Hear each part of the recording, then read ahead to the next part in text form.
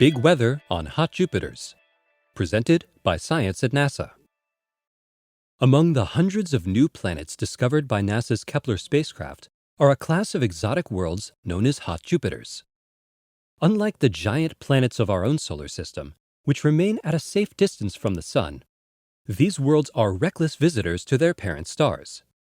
They speed around in orbits a fraction the size of Mercury's, blasted on just one side by starlight hundreds of times more intense than the gentle heating experienced by Jupiter here at home. Meteorologists watching this video are probably wondering what kind of weather a world like that might have. The short answer is big. Heather Knutson of Caltech made the first weather map of a hot Jupiter in 2007. It's not as simple as taking a picture and voila, we see the weather, says Knutson. These planets are hundreds of light years from Earth, and they are nearly overwhelmed by the glare of their parent stars. Even to see the planet as a single pixel next to the star would be a huge accomplishment. Instead, Knutson and colleagues use a trick dreamed up by Nick Cowan of Northwestern University. The key, she explains, is that most hot Jupiters are tidally locked to their stars, just like the Moon is tidally locked to Earth. This means that they have a permanent day side and a permanent night side. As they orbit, they exhibit phases, again like the Moon. By measuring the infrared brightness of the planet as a function of its phase, we can make a rudimentary map of temperature versus longitude. NASA's Spitzer Space Telescope is the only infrared observatory with the sensitivity to do this work. Since Knutson kick-started the research in 2007, nearly a dozen hot Jupiters have been mapped by astronomers using Spitzer.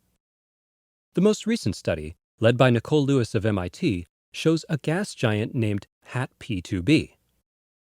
We can see daytime temperatures as high as 2400 Kelvin, says Lewis, while the night side drops below 1200 Kelvin. Even at night, she marvels, this planet is 10 times hotter than Jupiter. These exoplanet maps may seem crude compared to what we're accustomed to on Earth, but they are a fantastic accomplishment considering that the planets are trillions of miles away. The maps show huge day-night temperature differences, sometimes exceeding 1,000 degrees. Researchers believe these thermal gradients drive ferocious winds. On HAT P2, the winds are probably blowing thousands of miles per hour. Without regular pictures, researchers can't say what this kind of windy weather looks like. Nevertheless, Knutson is willing to speculate using climate models of Jupiter as a guide. Weather on hot Jupiters, she predicts, is really big.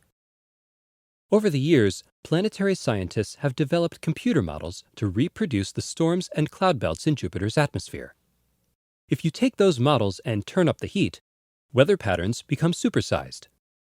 For instance, on a hot Jupiter, the Great Red Spot might grow as large as a quarter the size of the planet and manifest itself in both the northern and southern hemispheres.